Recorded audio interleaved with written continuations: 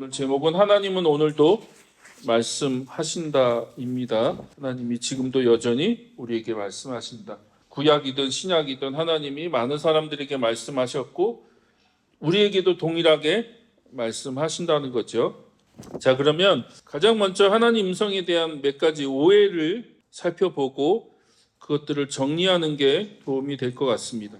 자, 보통 하나님의 음성을 듣는다라는 표현을 사용하면 많은 분들, 대부분의 분들이 뭐라고 생각하시냐면 이 하나님의 음성이 물리적인 소리라고 생각을 하세요. 하나님의 음성이라고 하니까, 그렇죠?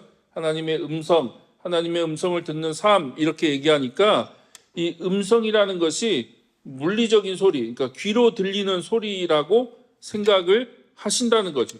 물론 하나님이 그렇게 말씀하실 수 있다고 저는 생각합니다. 그리고 오늘 본문에서 사무엘을 부르시는 게 그런 소리 있지 않았을까?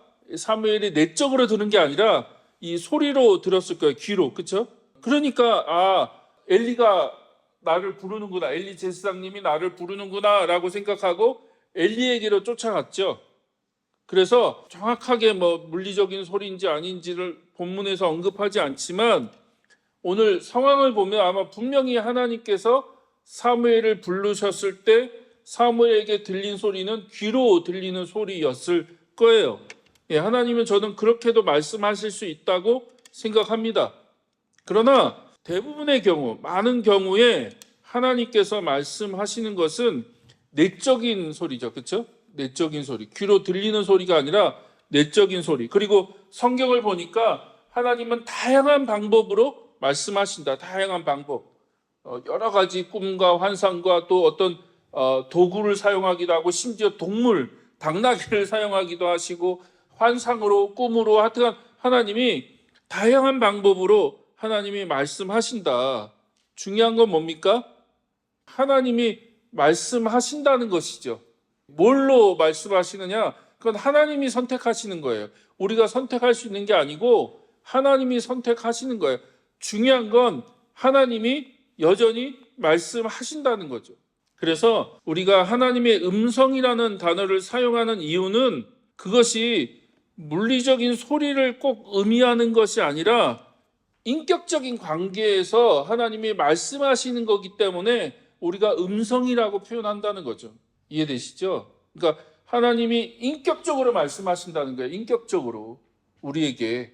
그렇기 때문에 그 하나님과의 인격적인 관계 안에서 우리가 그분의 음성을, 그분의 말씀을 듣는 거기 때문에 우리가 그거를 하나님의 음성을 듣는다라고 표현한다는 거예요.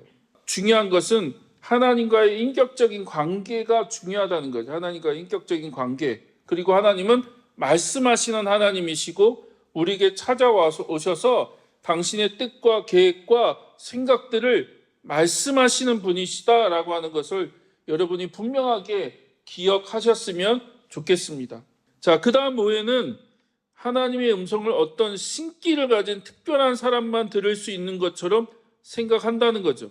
그래서 저는 가장 안타까운 게 한국교회 안에 이게 굉장히 많이 이런 오해를 갖고 있어서 교회 안에서 무당 같은 역할을 하시는 분들이 꽤 있어요. 많은 목사님들, 또 기도한다는 권사님들, 또 무슨 기도원에 있는 어느 전도사님들, 그분들이 자꾸 점치는 듯이 혹은 무당과 같은 역할, 마치 예언, 미래에 일어날 일을 예언해 준다는 듯이 어떤 특별한 일을 결정할 때 A입니까 B입니까? 이 남자하고 결혼해야 됩니까? 저 남자하고 결혼해야 됩니까? 아니면 어느 대학에 가야 될까요? 아니면 어느 직장에 가야 될까요? 아니면 무엇을 선택해야 될까요?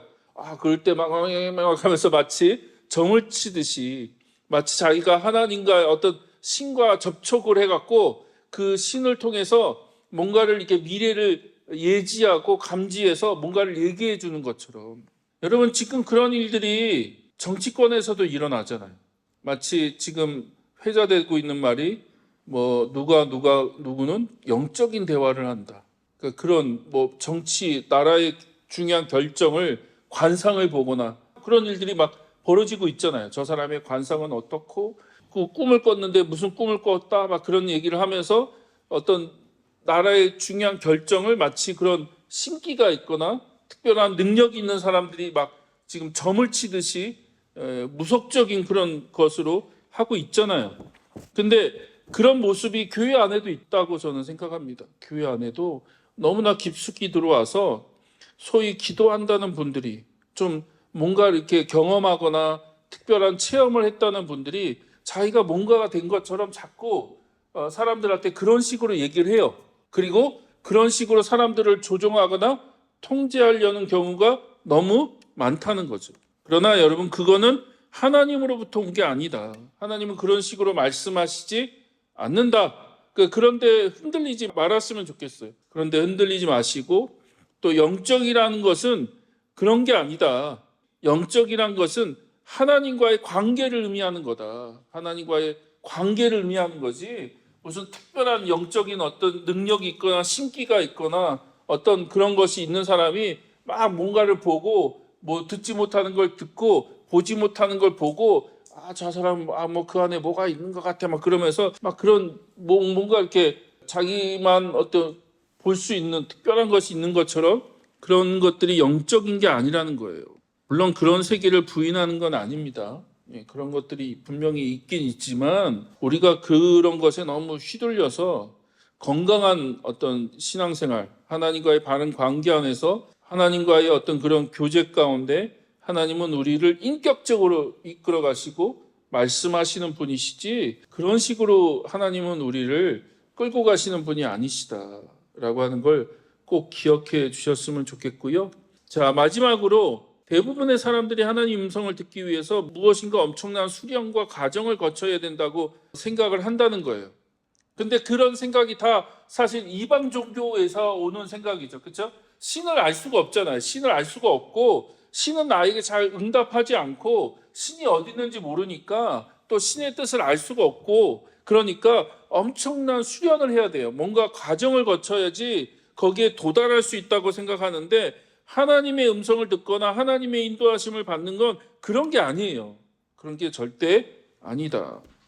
심지어 성경에 보면 하나님은요, 불순종하는 죄인에게도 말씀하세요. 그렇잖아요. 지금 요나 같은 경우 하나님이 니느웨로 가라고 했더니 정반대로 막 도망가는 그런 요나에게도 하나님이 오셔서 말씀하시거든요. 그리고 심지어 방금 얘기 드린 것처럼 당나귀를 통해서도 말씀하세요.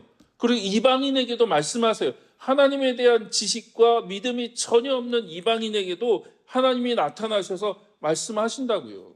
그러니까 우리가 하나님의 어떤 음성을 듣기 위해서 물론 그런 것들이 필요합니다. 뭔가를 준비하고, 어떤 내 상태가 하나님 앞에 정결한지, 내가 하나님의 음성을 들을 수 있는 자세와 그런 태도가 되어 있는지, 그런 것도 중요한데, 그런 게 필요 없다고 얘기하는 게 아니라, 핵심은 뭐라고요?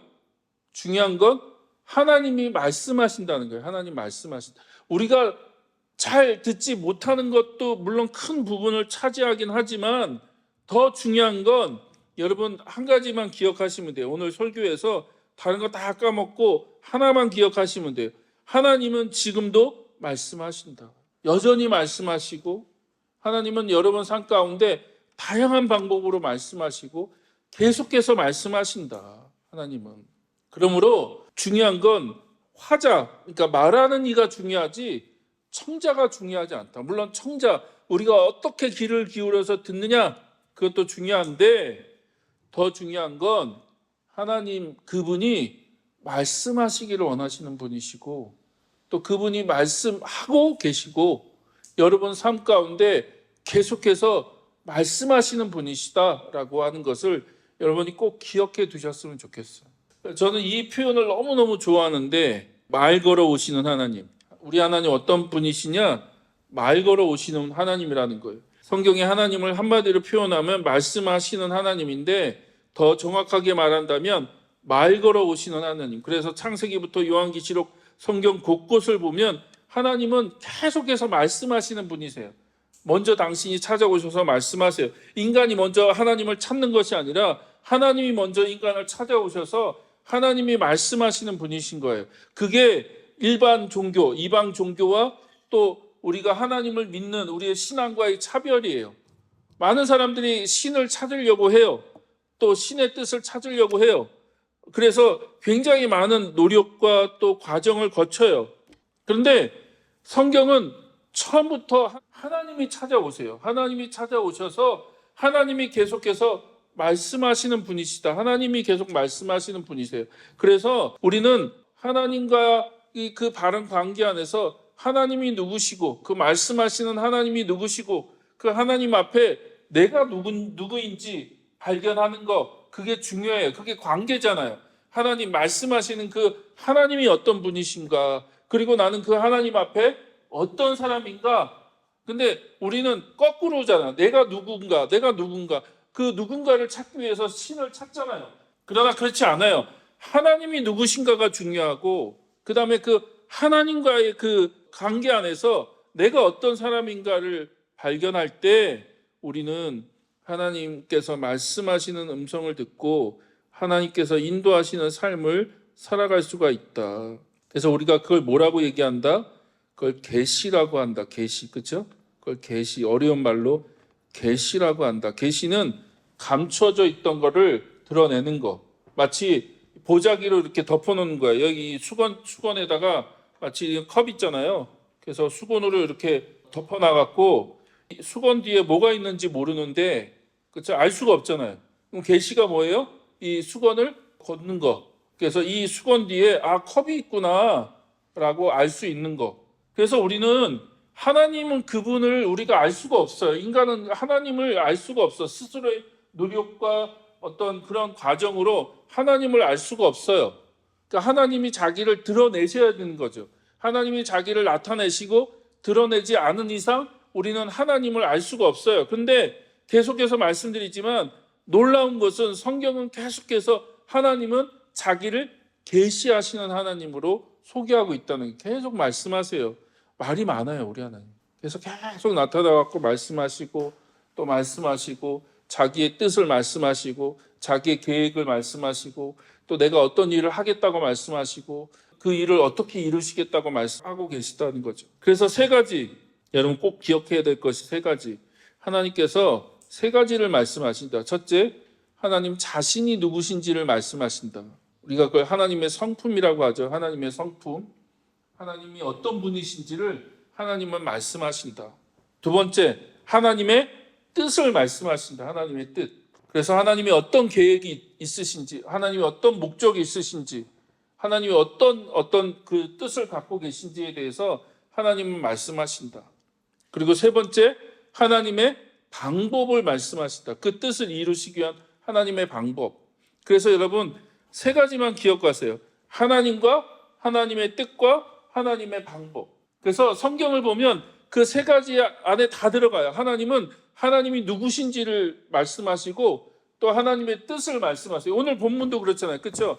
사무엘에게, 그 어린 사무엘, 몇 살인지는 우리가 추측하기가 조금 어렵죠. 어쨌든 굉장히 어린 사무엘, 그 어린아이한테 한 나라의 미래에 대해서 얘기해요. 너무 부담스러운 얘기예요. 사실 사무엘에게는 너무 감당하기 어려운 얘기죠. 근데 그 어린 사무엘에게 하나님이 내가 앞으로 이런 일을 할 거야 라고 하면서 하나님의 뜻, 그렇죠? 하나님의 계획을 말씀하시잖아요. 그리고 하나님은 그것을 어떻게 이루실지 하나님의 방법에 대해서 말씀하십니다. 하나님의 방법. 여러분이 그 세 가지를 꼭 기억해 주시면 좋겠습니다. 그래서 하나님은 말씀하시는 하나님이다. 하나님 말씀하시는, 말 걸어오시는, 말 못해서 안달이 나시는 하나님, 계속해서 말씀하시는 하나님. 그럼 뭘 말씀하시느냐? 하나님 자신을 말씀하시고 하나님의 뜻에 대해서 말씀하시고 하나님의 방법에 대해서 하나님 말씀하신다.